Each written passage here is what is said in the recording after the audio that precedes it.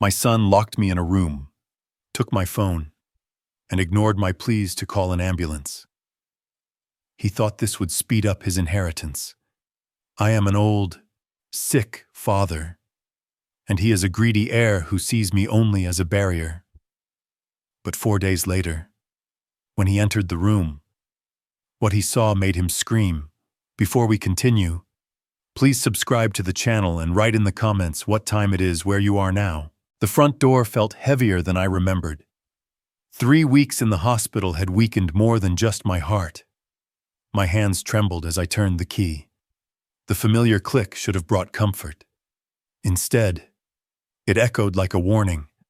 Hello, kids. I'm finally home. Ryan didn't look up from his laptop.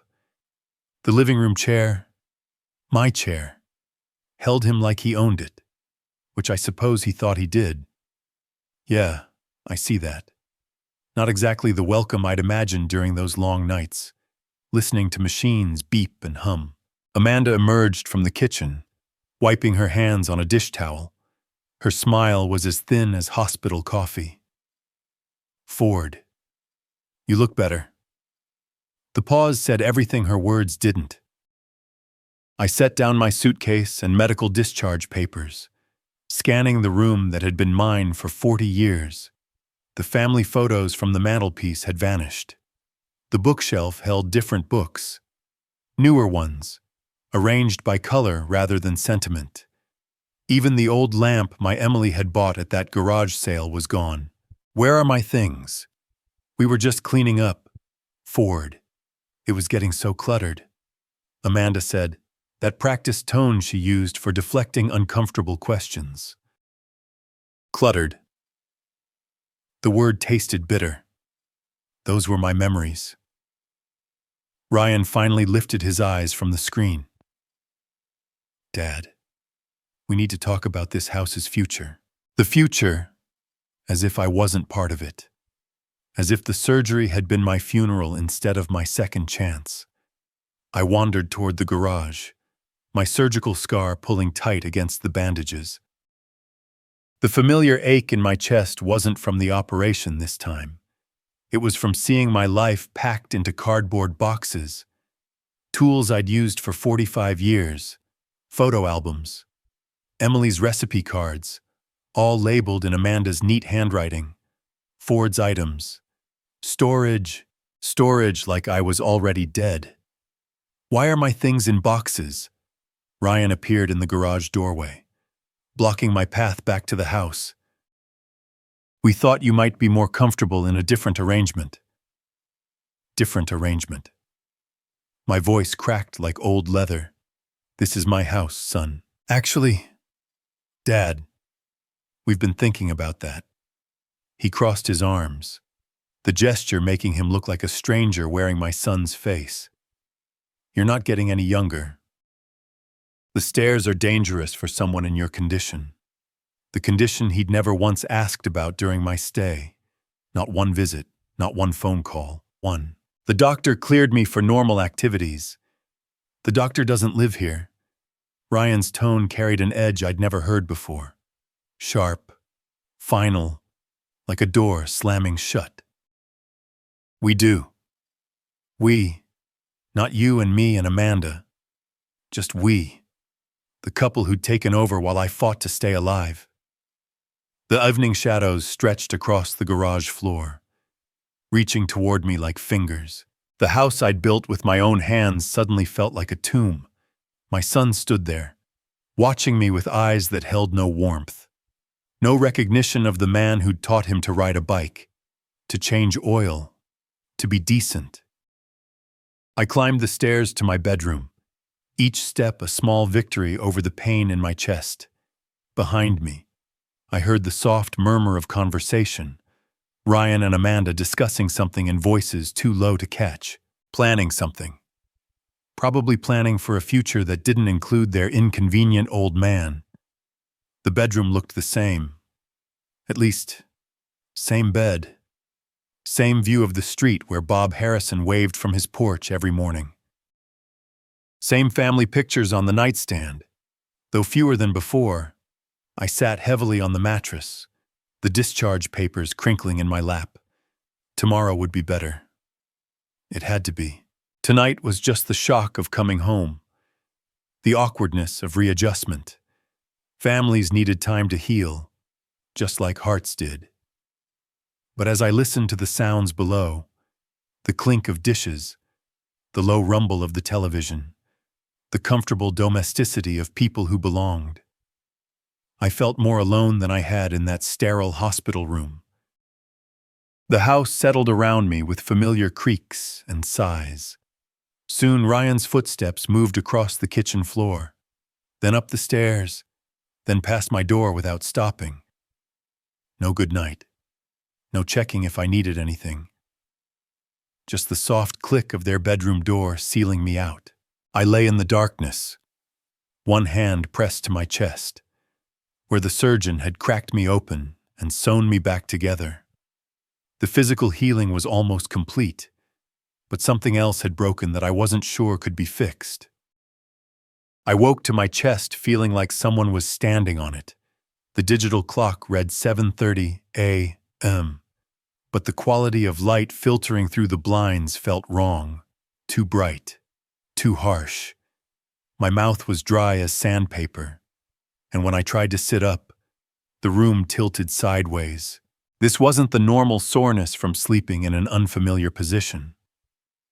This was the sharp, insistent pain doctor Carter had warned me about. If you experience chest pressure, shortness of breath, or sudden dizziness, don't wait. Call an ambulance immediately. I reached for the water glass on my nightstand, but my arm felt heavy as concrete. The simple motion of lifting my head sent waves of nausea crashing through me. Sweat beaded on my forehead despite the morning chill.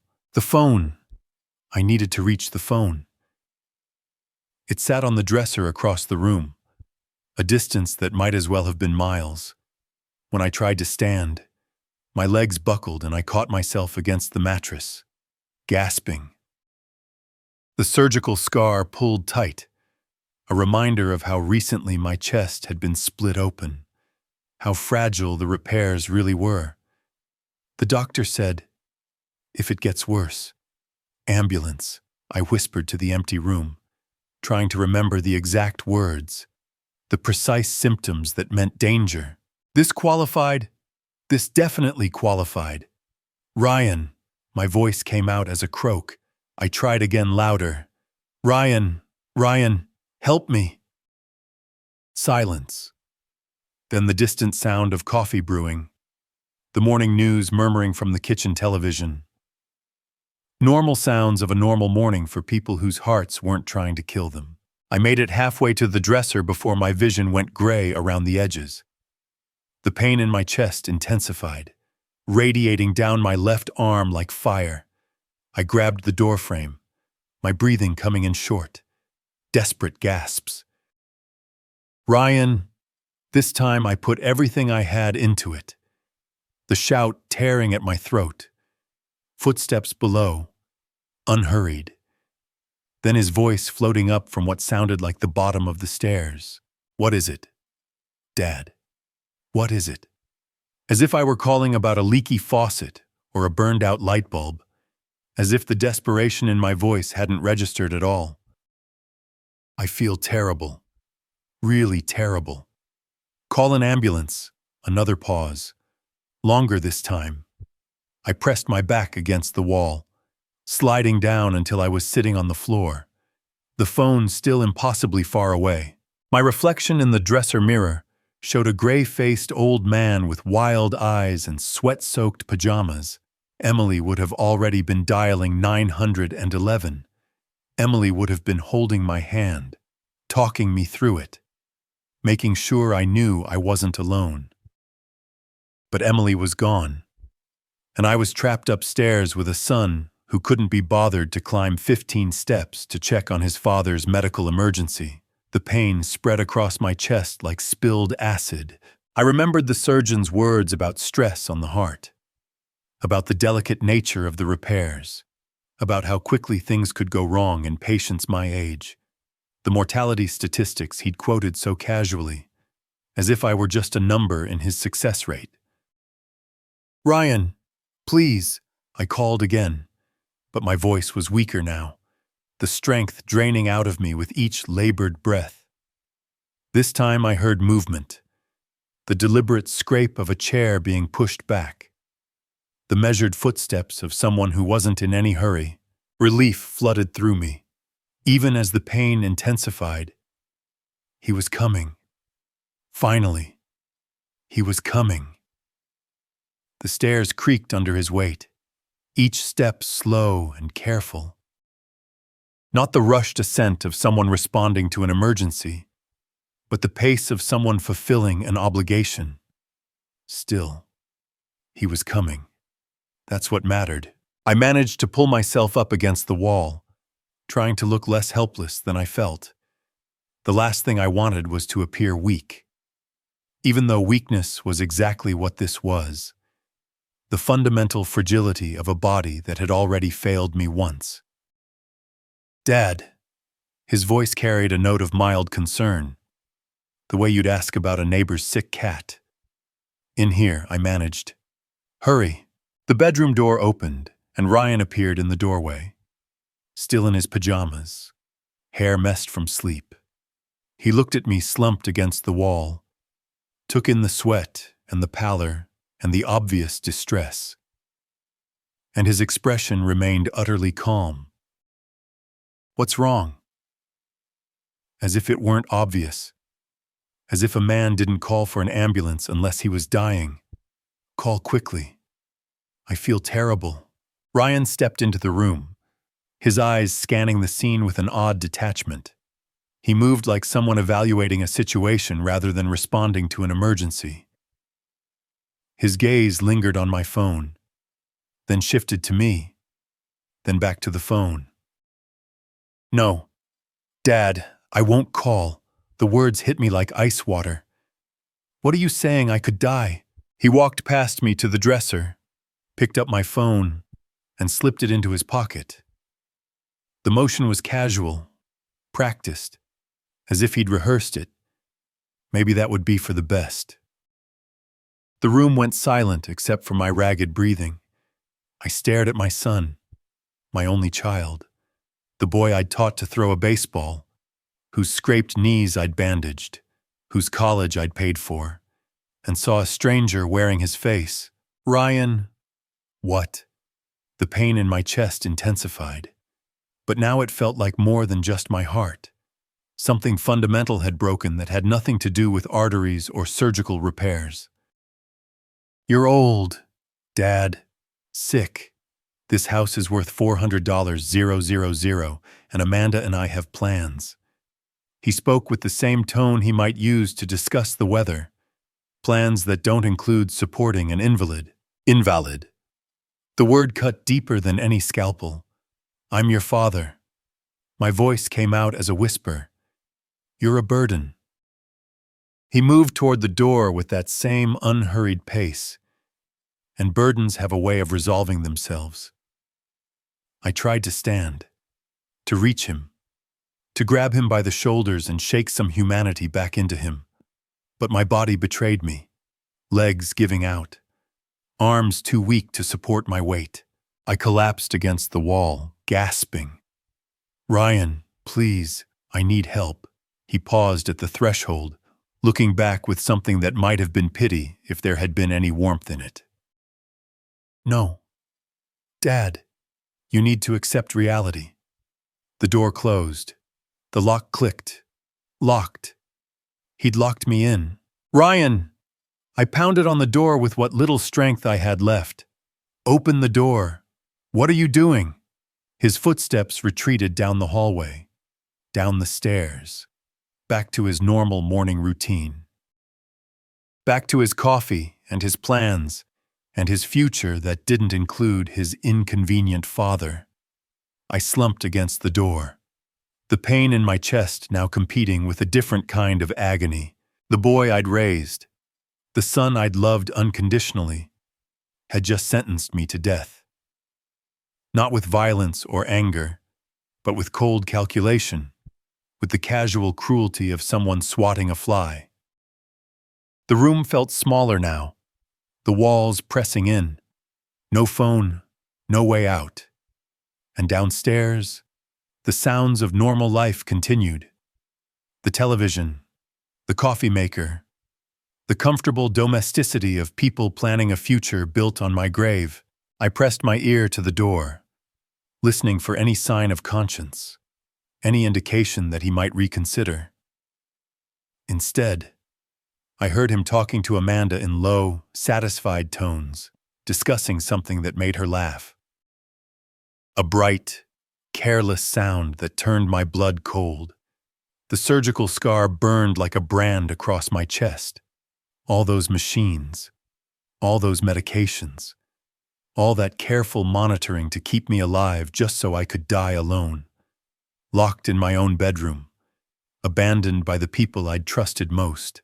But I wasn't dead yet. And despite the pain, despite the betrayal, despite everything my body was telling me about giving up, something stubborn and furious was awakening in the part of me that had survived 70 years, 2 wars, the death of my wife, and now this. If Ryan thought I'd die quietly, conveniently, he didn't know his father as well as he thought. I'd survived worse things than this. I'd survived him.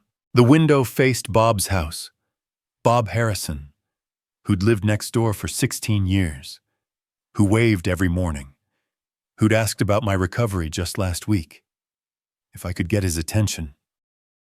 I crawled toward the window, each movement a small victory against the pain trying to drag me under. The glass was cold against my palm as I pressed myself up to see the street below.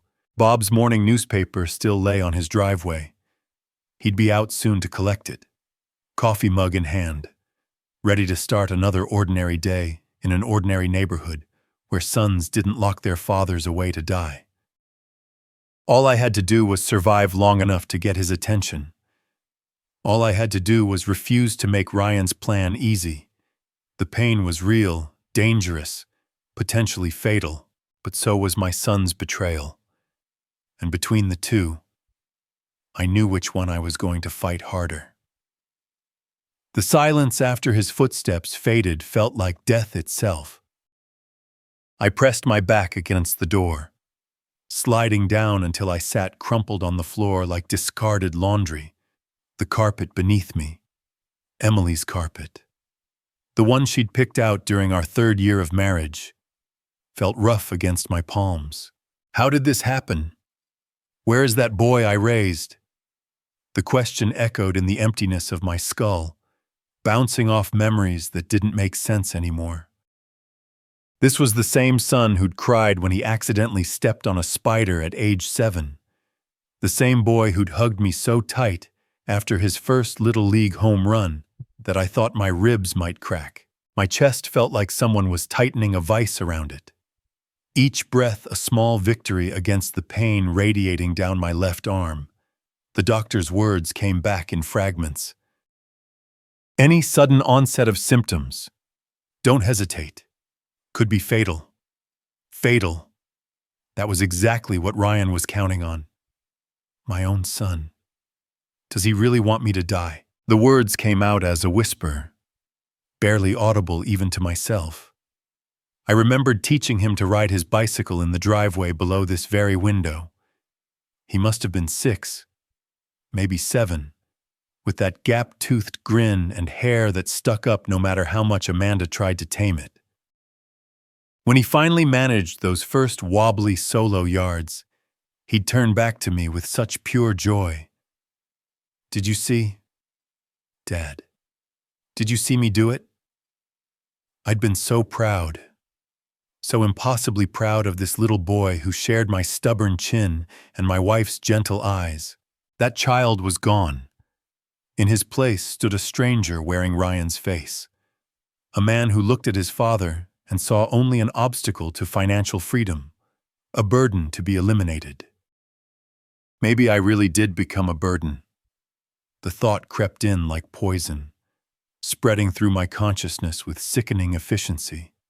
Had I been demanding, difficult, when I'd called from the hospital, asking when they might visit. Had my voice carried that needy tone that made people want to run? When I'd mentioned feeling lonely, had it sounded like manipulation? The pain in my chest intensified, and I couldn't tell anymore where the physical ended and the emotional began. They'd merged into one massive weight, pressing down on everything I thought I knew about love, family, the basic human decency that separated us from animals. Through the window, I could hear the distant sound of a lawnmower, someone starting their ordinary Tuesday morning in an ordinary way. Life continuing as if the world hadn't just cracked open to reveal something rotten at its core. I forced myself to focus on breathing. In, out, in, out. The way the physical therapist had taught me after the surgery, counting the rhythm to keep panic at bay. But this wasn't surgical recovery. This was survival. The window caught morning light, casting long rectangles across the floor. From here, I could see Bob's house, his neat garden with its precise rows of vegetables. Bob, who'd waved from his porch just last week, asking how I was feeling, whether I needed anything from the store. Bob, who had no idea that his neighbor was trapped in his own bedroom, abandoned by his own blood. I pressed my palm flat against the floor and pushed, fighting dizziness as I struggled to my knees. The window was maybe 13 feet away, but it might as well have been 13 miles. Still, it was movement. It was forward. It was the only direction left. Crawling toward the window felt like crossing a desert. Each movement sent fresh waves of pain through my chest. But the alternative was lying still and letting Ryan's plan succeed. My surgical scar pulled tight against the bandages as I dragged myself across Emily's carpet. Using furniture legs for support, the window latch stuck, painted over years ago and rarely opened.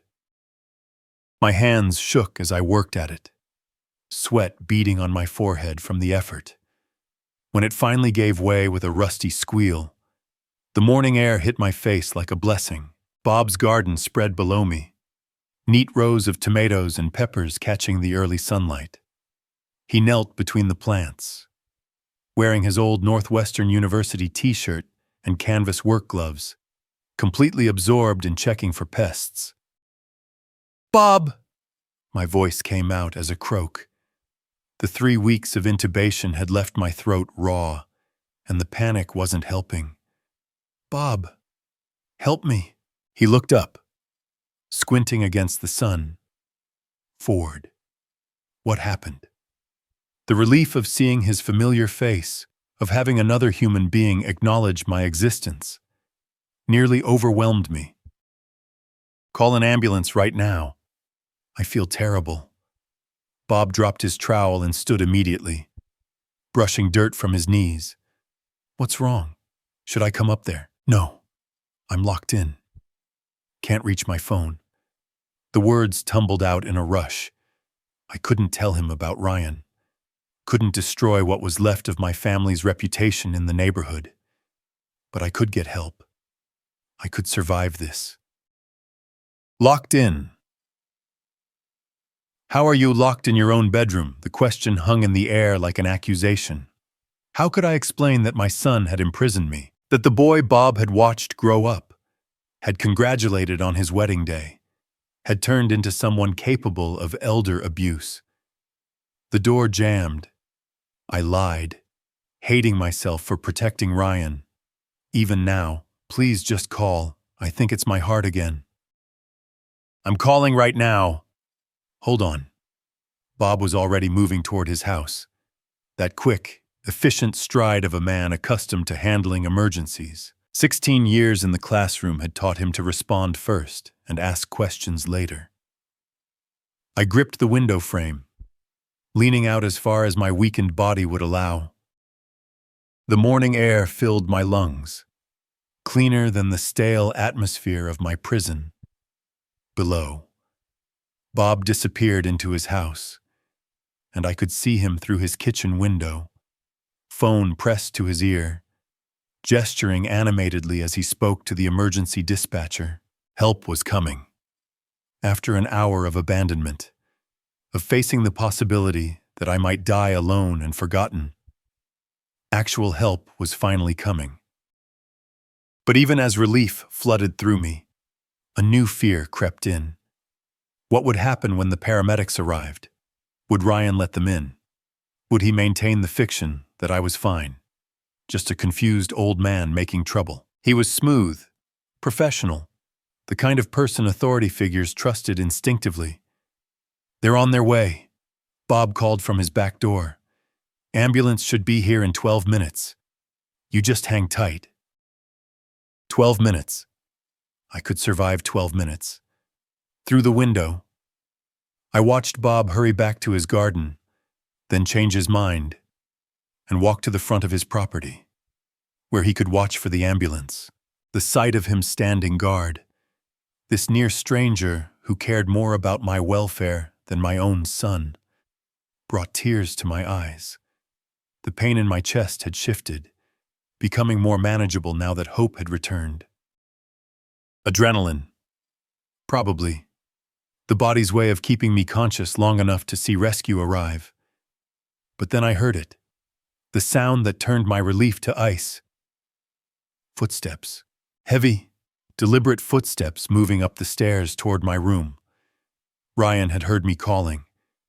He knew what I'd done. The footsteps paused outside my door, and I could picture him standing there, calculating his next move.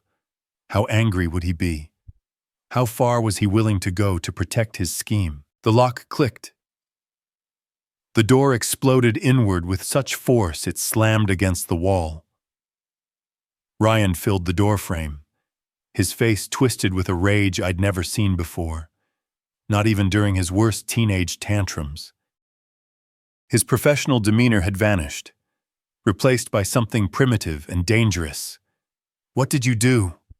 "You old fool," I scrambled backward from the window, my heart hammering against my ribs. "Let me go, I need help." He crossed the room in 3 quick strides, grabbing my shoulders and hauling me up with surprising strength. This close, I could see the panic behind his anger, the wild calculation of a man whose carefully laid plans were crumbling. "Listen to me carefully." His grip tightened, fingers digging into the surgical site until I gasped. "If you tell anyone about this, I'll make your life hell. You're insane. You're my son. I'm your son who's waited for inheritance too long." The words exploded out of him like a dam bursting. "Do you know what it's like watching you cling to life while Amanda and I scrape by, living in this house like charity cases?" He shoved me back onto the bed with enough force to jar my teeth. I landed awkwardly, pain shooting through my chest as my surgical site twisted. Above me, Ryan loomed like a stranger wearing my child's face. Charity cases, I struggled to catch my breath. "This is your home. I never asked for rent. Never. Because you wanted us dependent. Trapped." His voice climbed toward hysteria. "Well, guess what? Dad, I found a way out. We found a way out." The emphasis on "we" hit like a physical blow. Amanda wasn't just complicit. She was a partner in this. The woman who'd called me Papa at their wedding, who'd sent me cards every birthday, had been counting down the days until my death. "How long?" the question came out as a whisper. "How long have you been planning this?" Ryan's laugh held no humor. "Since the first heart attack when the doctor told us you might not make it." And all I could think about was finally being free of this albatross around my neck. He moved to the window, peering down at Bob's property with the paranoid intensity of a cornered animal. "Who did you call? What did you tell them?" "I told them I was dying. Because I am." "No." He spun around, pointing at me with an accusatory finger. "You told them lies. Made yourself look like a victim when you're just a stubborn old man who won't accept reality. The reality that my son wants me dead. The reality that you're 72 years old with a bad heart and no business holding up progress. His professional mask was completely gone now, revealing the calculating predator underneath. That house is worth $400,000. Do you know what Amanda and I could do with that money? The casual way he discussed my death, as if it were a stock transaction or a business merger, made my skin crawl. This wasn't temporary madness or a moment of weakness. This was who my son really was, a man who saw his father as nothing more than an inconvenient obstacle to financial success. I could change my will, I said quietly. Leave everything to charity. His face went white, then red. You wouldn't dare. Try me. For a moment I thought he might hit me. His fists clenched, muscles tensing as he fought some internal battle between violence and calculation. Then the sound that saved me or doomed us both came drifting through the window. Sirens. Distant, but growing closer. Ryan's head snapped toward the sound, his expression shifting from rage to panic. How long ago did you call? I didn't call anyone. Technically true. My neighbor saw me in distress.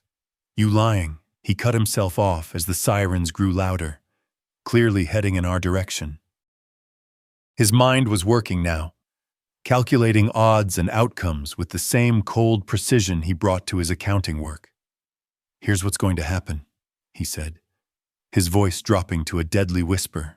You're going to tell them you had a panic attack, that you got confused and thought the door was locked when it wasn't.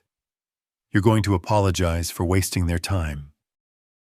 And if I don't, his smile held no warmth whatsoever, then your final years are going to be very, very unpleasant. I control your medications, your meals, your access to the outside world. Cross me, and I'll make sure you understand exactly how powerless you really are. The sirens were almost here now, maybe 2 blocks away. Through the window, I could see Bob standing at the end of his driveway, waving them toward our house. Ryan straightened his shirt, running his hands through his hair to restore some semblance of normality. Remember what I said, Dad, every word of it. He walked toward the door, then paused. Oh, and the door was never locked. You just forgot how to open it. Old age, you know, so confusing for everyone involved. The wail of sirens cut through the morning air like a knife through silence. From my position at the window, I could see the ambulance turning onto our street, its red and white lights painting urgent patterns across the suburban lawns. Relief flooded through me so completely that my knees nearly buckled. But then I saw Ryan emerge from the front door below, his movements quick and calculated. He'd smoothed his hair, straightened his shirt, and put on that professional mask he wore so well. The concerned son, ready to handle an unfortunate misunderstanding. The ambulance pulled up to our curb with a hydraulic hiss. 2 paramedics climbed out, a woman in her 40s with graying hair and a younger man carrying medical equipment. They moved with the efficient urgency of people accustomed to life and death situations. Ryan intercepted them before they reached the front door. Officers, I think there's been some kind of mistake, he said, his voice carrying that perfectly modulated tone of polite confusion. Everyone here is healthy. We received a call from this address, the female paramedic replied, her eyes scanning the house methodically. Cardiac emergency. Possible distress. That's well. My father has been having some confusion since his surgery. Ryan's performance was flawless, the caring son dealing with an elderly parent's declining mental state. He sometimes imagines medical emergencies that aren't real. My chest burned with fury that temporarily overwhelmed the physical pain. Even now, even caught in his lies, he was trying to paint me as a confused old man. I'm here, I shouted from the window, putting every ounce of strength into my voice. "Second floor, help me." The paramedics looked up immediately, their professional attention focusing on my obvious distress. The woman stepped away from Ryan, craning her neck to get a better view. "Sir, are you experiencing chest pain?" she called up. "Yes, and I'm locked in my room. Can't get out." Ryan's mask slipped for just a moment, a flash of panic crossing his features before he regained control. "He gets confused about the door handle sometimes. Old age, you know. I'll just go up and know." The male paramedic's voice cut through Ryan's explanation like a blade. "Sir, open the door immediately. We need direct access to the patient, but really this isn't necessary. If you just let me, this is not a request." The woman's tone had shifted from professional courtesy to absolute authority. "We have a patient reporting cardiac distress and claiming to be trapped. You will provide immediate access, or we'll call for police backup." I watched Ryan's face cycle through a dozen expressions: calculation, desperation, fury, resignation. He was trapped by his own lies, caught between his carefully constructed deception and the immovable force of medical protocol. "Of course," he said finally, his voice tight. "I'll unlock the door right away." But he didn't move. He stood there for precious seconds, his mind working frantically for some way to regain control of the situation. The paramedics noticed. "Sir, unlock the door now, or we will assume this is a case of elder abuse and call law enforcement," the woman said, her hand already moving toward her radio. Elder abuse. The words hung in the air like an accusation, and I saw Ryan flinch as if he'd been slapped. His carefully constructed world of plausible deniability was crumbling in real time. "Right away," he said, but his feet remained planted on the front lawn. The male paramedic had heard enough. He spoke into his radio with clipped professionalism. "Dispatch, we need police backup at this location. Possible elder abuse situation. Family member preventing access to patient." That broke Ryan's paralysis. No, that's not necessary." He practically ran toward the front door, keys jangling in his hand. "I'll open it right now." Through the window, I watched him disappear into the house, and moments later, I heard his footsteps on the stairs, slower than they should have been. Each step a reluctant admission of defeat. The lock clicked. The door opened. "Dad."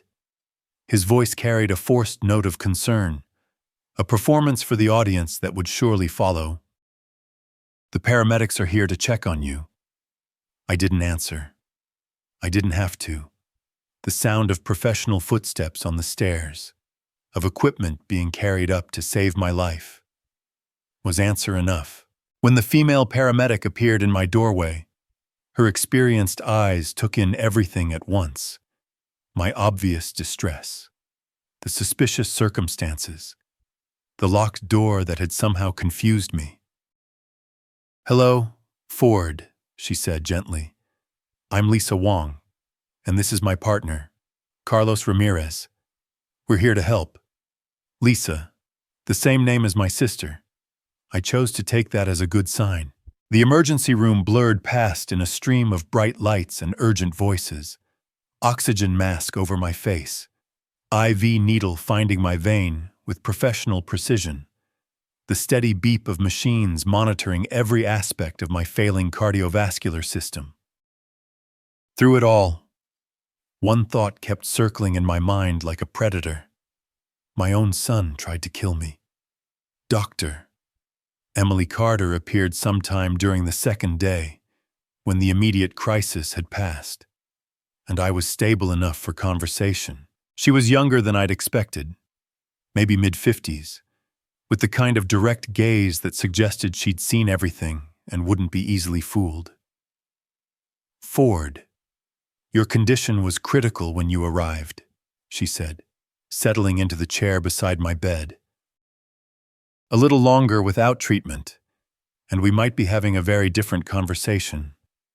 Thank you for saving me. The words came out automatically, but they carried weight I hadn't expected. Someone had cared enough to save my life when my own family had tried to end it. She nodded, but her expression remained thoughtful. The paramedics mentioned some unusual circumstances: a locked door, family member trying to prevent access. I met her eyes steadily. My son and I had a misunderstanding as if attempted murder could be reduced to a simple family disagreement. But I wasn't ready to destroy what remained of my family's reputation. Not until I had a plan. I see, Doctor. Carter made a note in my chart, but I caught the skeptical glance she shot my way.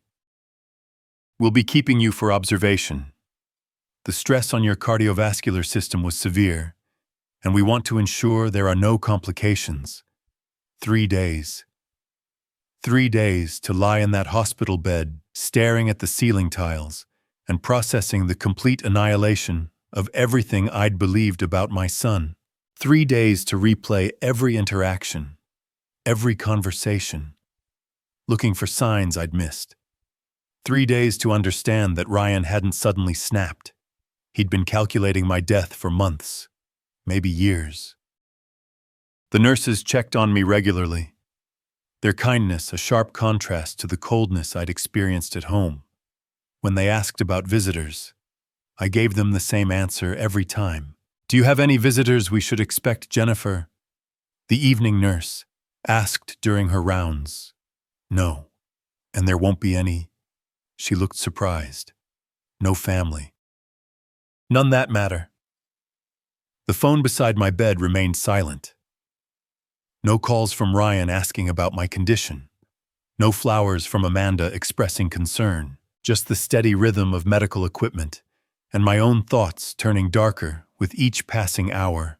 Ryan must answer for what he did. The thought crystallized during my second night when sleep eluded me and rage had settled into something colder, more purposeful.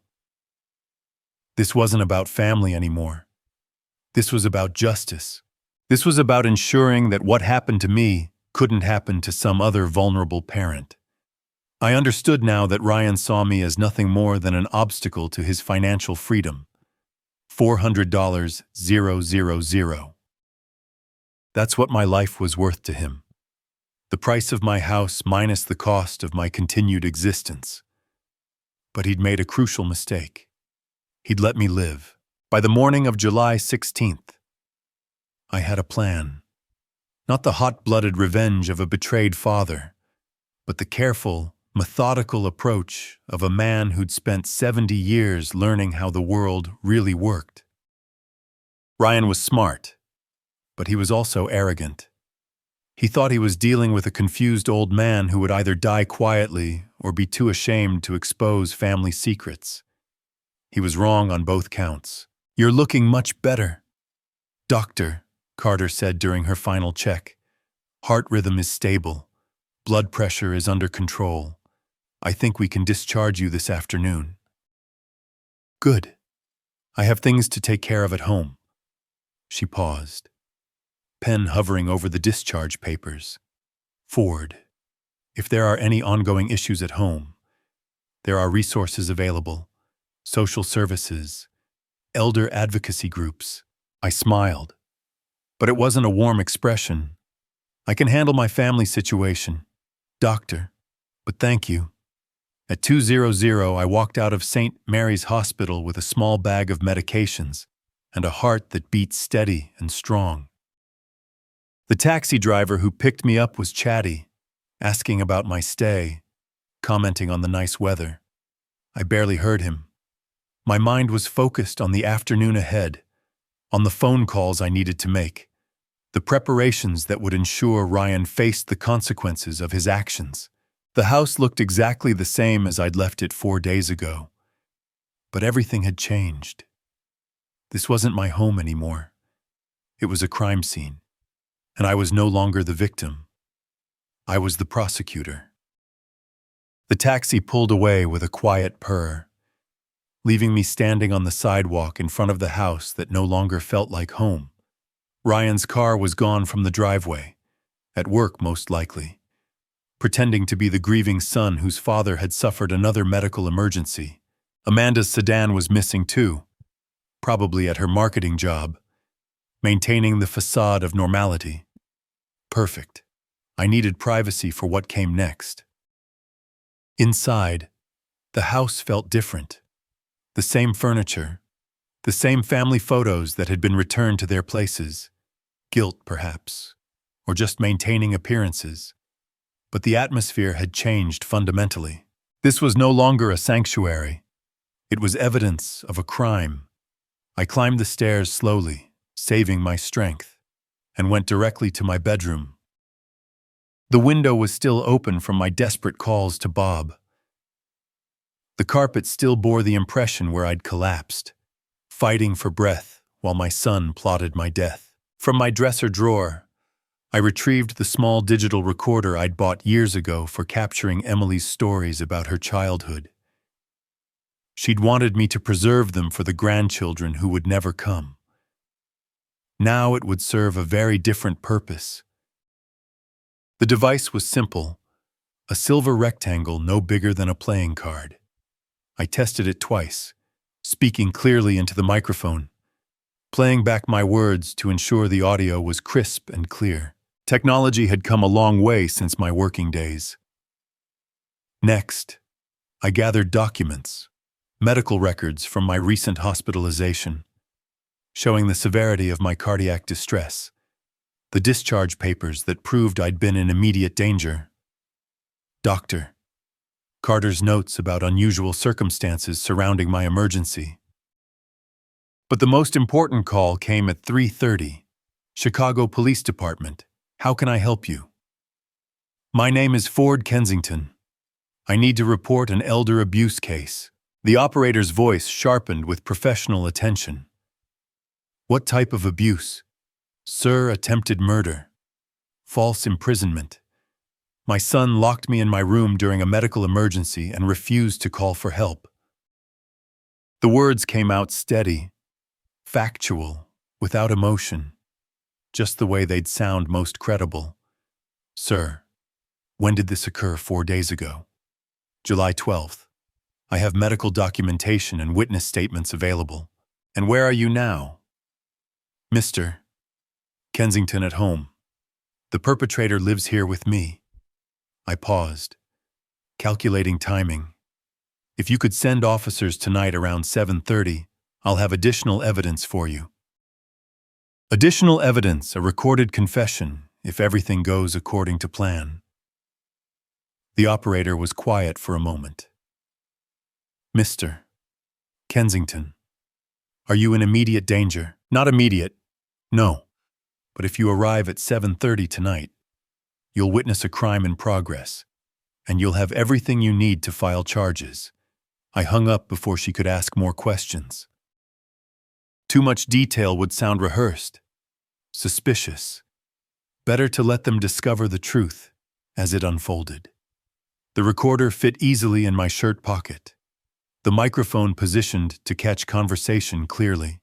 I tested the angles several times, recording myself from different positions around the room, playing back each attempt until I was satisfied with the audio quality.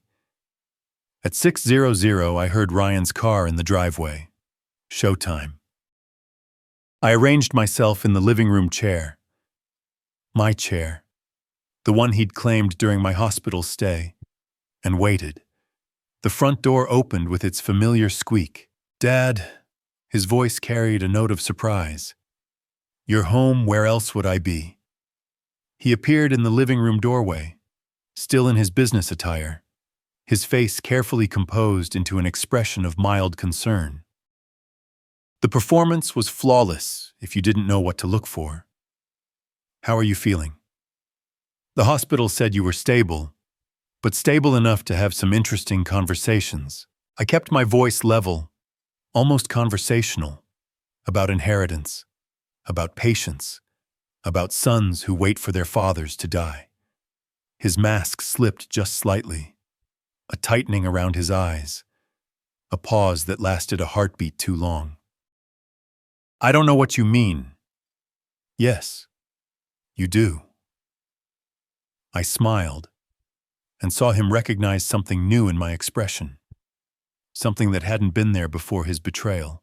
We both know exactly what you did. The question is whether you're man enough to admit it. Through the window, I could see a police car turning onto our street, moving slowly, professionally, timing their arrival with the precision I'd requested. Ryan followed my gaze and froze. What did you do? He whispered. I reached into my shirt pocket and clicked off the recorder. Justice, son. Something you forgot to teach yourself. At 6:30 sharp, I heard the familiar rumble of Ryan's sedan pulling into the driveway.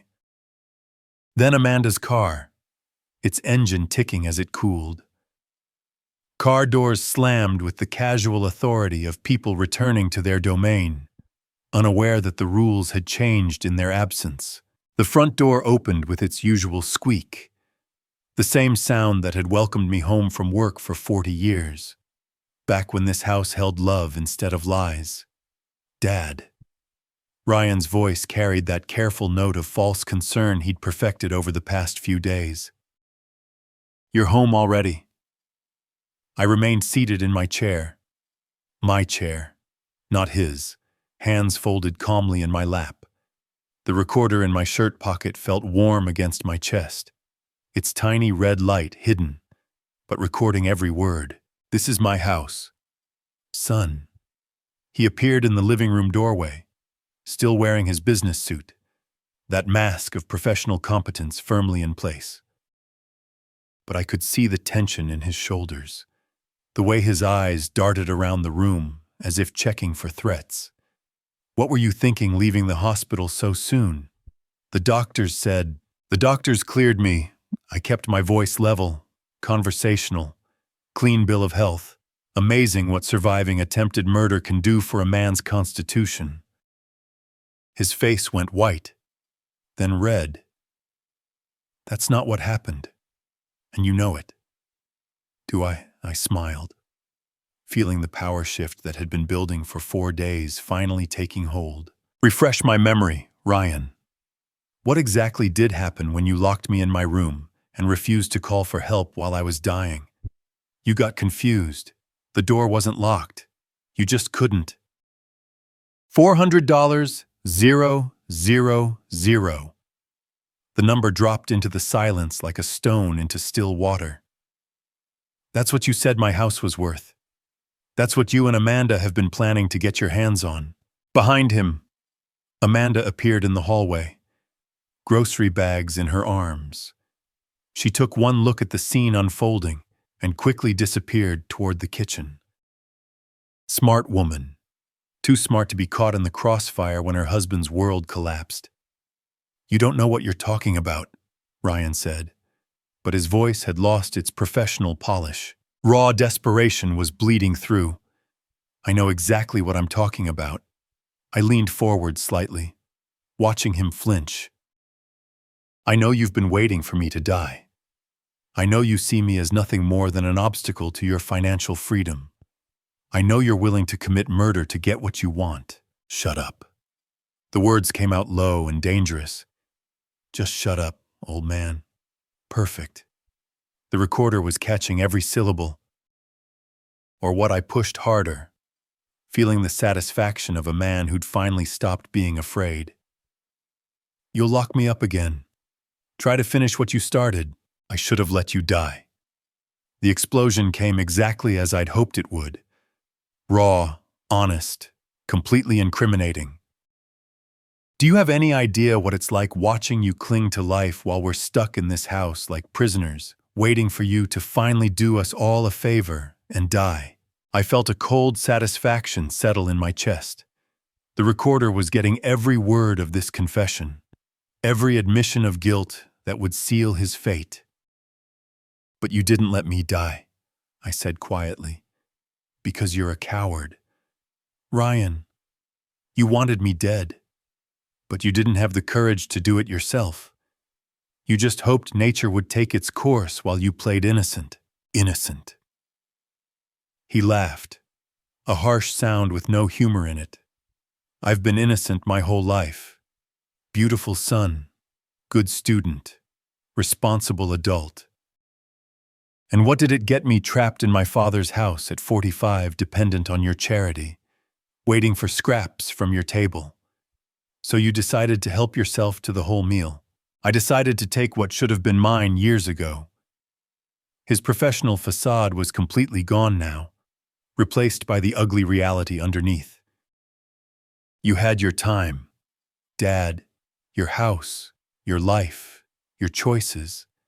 It's my turn now. Through the window, I caught a glimpse of movement on the street, right on schedule. Your turn. I stood slowly, my body steady and strong, despite everything he'd put me through. Let me tell you whose turn it really is. Son. The doorbell rang. Ryan spun toward the sound, confusion replacing anger on his face. Who could that be? I reached into my shirt pocket and clicked off the recorder. Its job complete. Justice Ryan. Something you seem to have forgotten about. The doorbell rang again, followed by 3 sharp knocks that carried the unmistakable authority of law enforcement. Ryan's face shifted from confusion to understanding to pure panic in the span of seconds. What did you do? He whispered. I walked to the front door with steady steps, my heart beating strong and sure. Through the peephole, I could see 2 officers in Chicago police uniforms, a woman in her 40s with sergeant stripes and a younger man with kind eyes and a serious expression. Ford Kensington, the female officer asked when I opened the door. I'm Sergeant Sophia Ramirez. This is Officer Alex Singh. We received your call about an elder abuse case. Yes. I called you. I stepped aside to let them enter. I have evidence. Behind me. I heard Ryan's sharp intake of breath, the sound of a man realizing he'd walked into a carefully laid trap. Evidence. Sergeant Ramirez's professional gaze took in the scene. The comfortable living room. The well-dressed son who looked like he'd seen a ghost. The elderly father who radiated calm determination.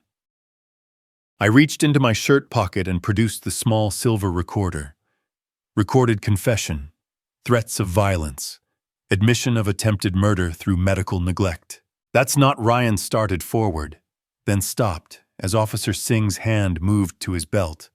Let's hear it, Sergeant Ramirez said. I pressed play. Ryan's voice filled the room clear and damning. I should have let you die. Do you have any idea what it's like watching you cling to life while we're stuck in this house like prisoners? The color drained from Ryan's face as his own words condemned him. That's taken out of context. He was provoking me. Keep listening, I said quietly. I decided to take what should have been mine years ago. You had your time. Dad, it's my turn now. Sergeant Ramirez exchanged a look with her partner. 20 years on the force had taught her to recognize genuine evidence when she heard it.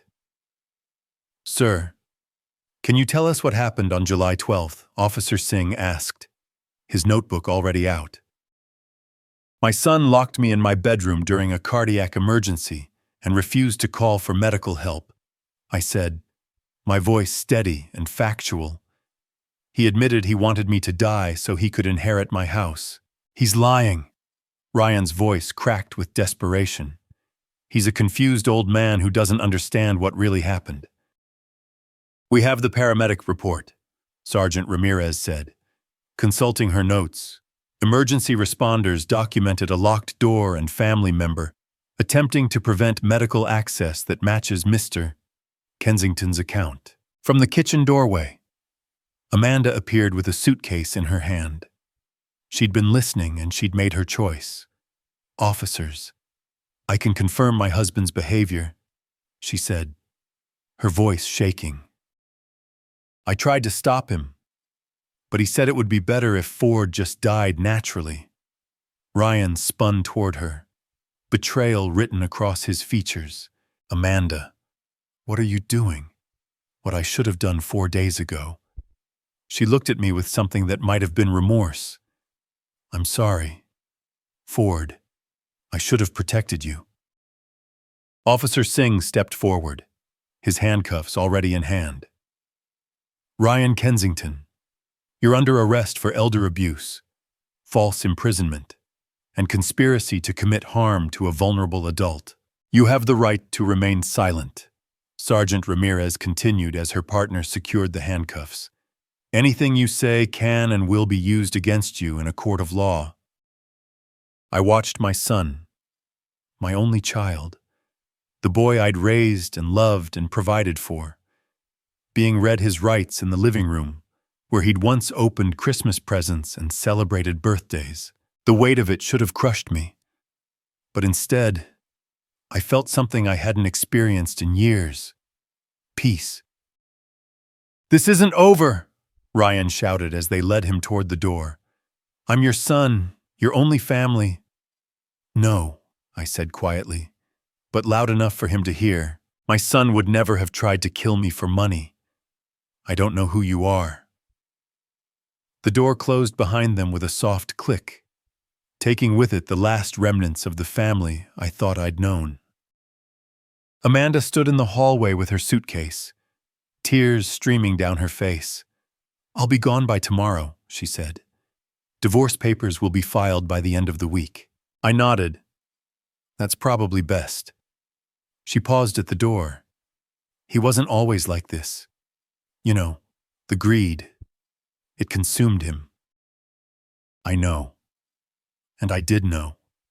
Somewhere inside that angry, desperate man was the little boy who'd once hugged me after every little league game, win or lose. But that boy was gone, replaced by someone I couldn't save and wouldn't try to. The house fell silent around me. But it wasn't the terrifying silence of abandonment. It was the blessed quiet of justice served and truth acknowledged.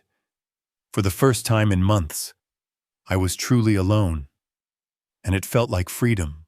18 days later, I stood at the same window where I'd once called desperately for help.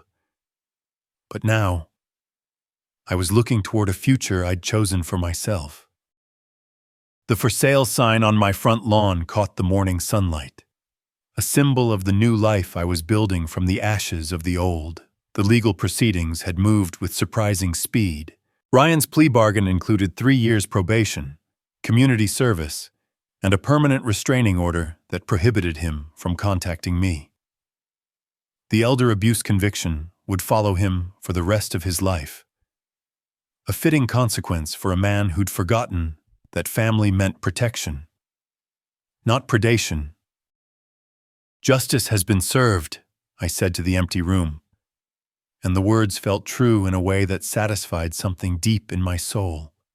My phone rang, interrupting the peaceful silence. The lawyer's voice was crisp and professional. Ford, the new will is finalized. Your son is no longer an heir, and the house sale proceeds will fund your new living arrangements, plus a substantial charitable donation to the Elder Abuse Prevention Society. Thank you. Rebecca, this feels right. After hanging up, I walked through the rooms that had witnessed both love and betrayal. The house would sell quickly. 3 bedrooms in a good neighborhood, recently updated kitchen, no family drama to complicate the transaction. The realtor had been impressed by how clean and organized everything looked. I'd spent the past 2 weeks methodically removing every trace of Ryan and Amanda's presence. Their belongings sat in storage boxes, waiting for them to collect. I wouldn't throw away their lives the way they'd tried to discard mine, but I wouldn't keep reminders of their betrayal either. The assisted living community I'd chosen was modern, bright, and full of people who understood that aging didn't mean giving up. My deposit was paid, my moving date set for next month. For the first time in years, I was excited about the future. A knock at the door interrupted my planning. Through the window, I could see Bob Harrison standing on my porch with a plate covered in aluminum foil. "How are things, Ford?" he asked when I opened the door. "Better than ever." "Bob, much better." His smile was warm with genuine affection. "Sandra made too much pot roast again. Thought you might enjoy some." I accepted the plate gratefully. In the weeks since Ryan's arrest, Bob had become a true friend. Stopping by for coffee, helping with small repairs, treating me like family should have treated me all along. "Would you like to come in? Can't stay long." "But sure." He settled into the chair that used to be Ryan's domain. "Read in the paper that your son got sentenced. Must be tough." "It was the right thing," I said simply. Sometimes doing right means letting go of what we thought we wanted. We sat in comfortable silence for a while. Two old men who understood that friendship was about presence, not conversation. Through the window, I could see children playing in the street, their laughter carrying on the summer breeze. "You know," Bob said eventually, "there's a poker game at the community center Thursday nights. Bunch of us old-timers trying to remember how to bluff. You interested?" I smiled, feeling lighter than I had in years. I'd like that very much. After he left, I walked through the house one more time, saying goodbye to the memories worth keeping and releasing the ones that had only brought pain. In 7 weeks, someone else would call this place home.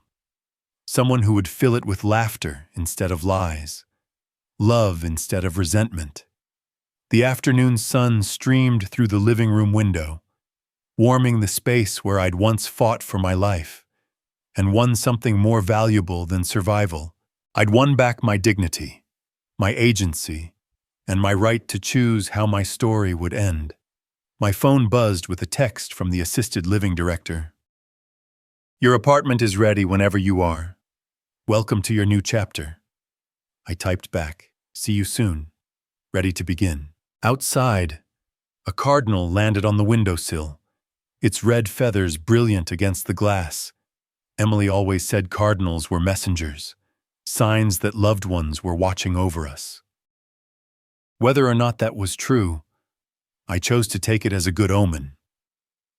At 70, I was starting over, not because I had to, but because I'd learned that it's never too late to demand better from life, to refuse to accept cruelty disguised as family, to fight for justice, even when it costs everything you thought you wanted.